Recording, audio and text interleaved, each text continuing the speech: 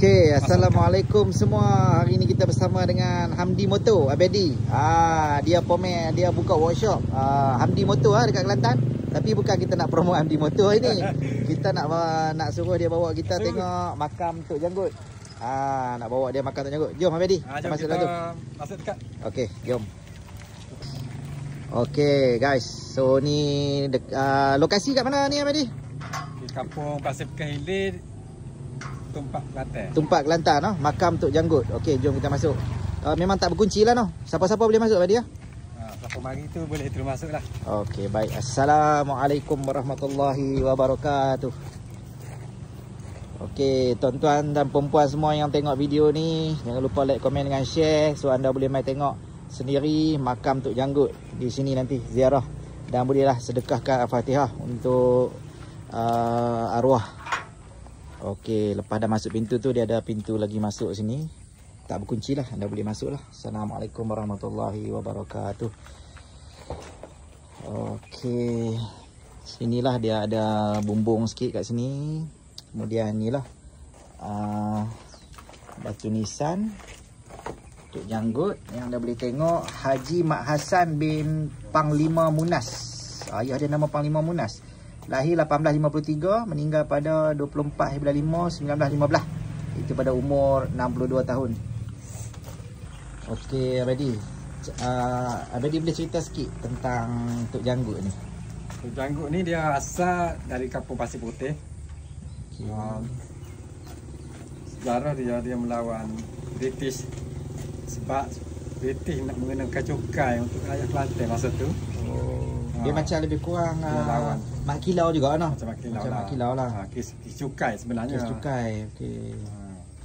Dia membentuk satu pasukan dia lawan tentera British. Lawan untuk menuntut keadilan dengan kemerdekaan kan. Satu hari bertempur dekat Kota Baru ni. Okey. Sebelah sana Kota Baru ni. Bila bertempur, lepas tu dikatakan Tok Janggut ni sudah meninggal.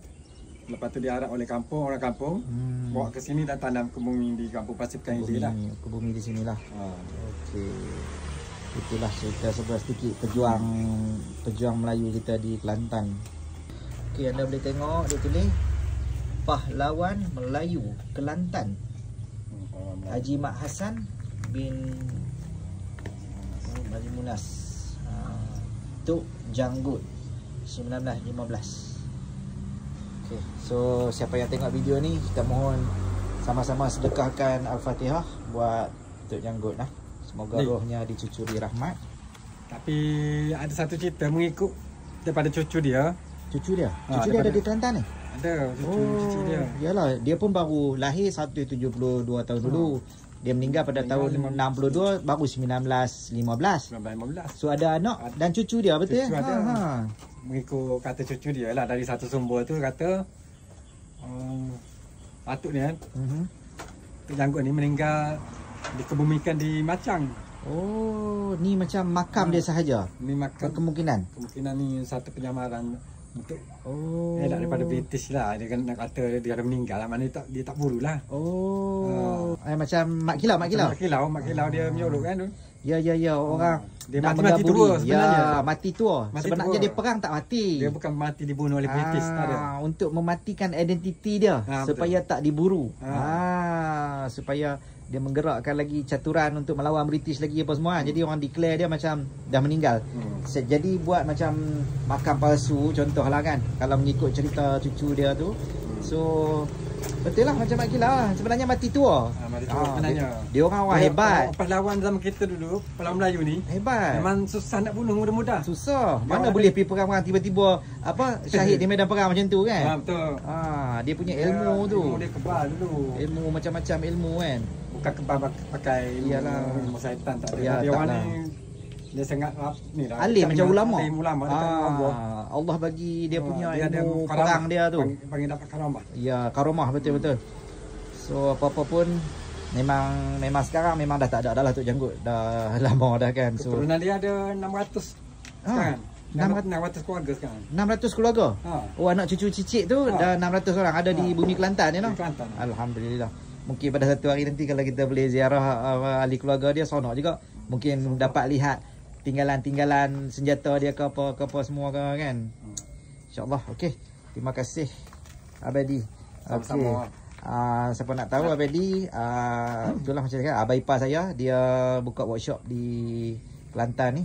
Hamdi Motor. Anda boleh cari Hamdi Motor lah. Segala jenis kereta boleh, tapi dia BMW specialist. Okey, jangan lupa like, komen dengan share video ni. Assalamualaikum. Okey, assalamualaikum semua. Itu kita dah ziarah dah ke makam Tok Janggut. So jangan lupa like, follow dengan share lagi. InsyaAllah Abadi kata nak bawa ke masjid Kampung Laut nanti. Kapal yang karam kan? Kapal yang karam di Sungai Kelantan tu. Ada di kampung sini lah. Dia buat masjid Dekat jeti buat mandi tu. dekat jeti. Okey. So ya, jangan lupa nah follow lah, kami cuba tunjuk lah. Ni nak balik Langkawi dah ni. Tapi hari ni dah hujan lebat. So hari ni kita main makam Tok Janggut je. Esok ada masa kita pergi ke masjid tu lah, Masjid Kampung Laut tu. Kita tengok masjid tertua di Nusantara ni. Yang dibina oleh Masjid Hussein Jamadi Kubra. Mana kata keturunan Nabi tu sendiri, Dia bina masjid tu. Nanti kita pergi esok. Okey. Bye. Assalamualaikum.